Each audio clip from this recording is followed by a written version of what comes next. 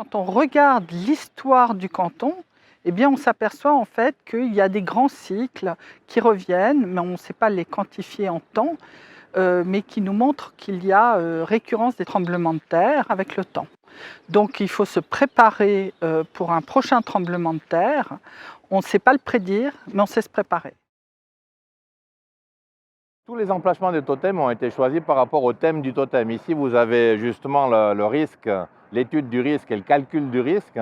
Et puis on se trouve volontairement en dessus du quartier de Vissiguen, où en 1946, ce quartier n'existait pratiquement pas, c'était des vergers, il n'y avait pas aucune construction. Et on sait que le risque augmente justement avec l'augmentation de la population, avec l'augmentation des constructions. Et puis là, c'est pour leur montrer aussi qu'ils sont dans les alluvions, qui sont dans la plaine du Rhône.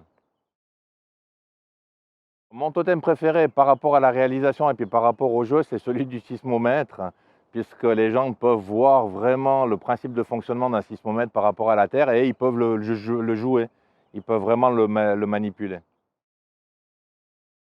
Le Guidigo a été fait aussi par rapport au totem et le Guidigo a une partie audio qui permet justement aux gens malvoyants ou bien qui auraient des petits soucis par rapport à la compréhension visuelle de pouvoir entendre les textes qu'on a choisis. Après, dans les plus, il y a des vidéos qui ont été ajoutées qui permettent une meilleure compréhension et on est monté un tout petit peu plus haut dans les descriptions détaillées par rapport aux photos, par rapport aux informations générales. Et il y a le jeu qui permettra justement d'avoir ce petit challenge de calcul de points et à l'arrivée des 13, je dirais des 13 totems, de voir un petit peu qui a réussi, je dirais, les 12 questions.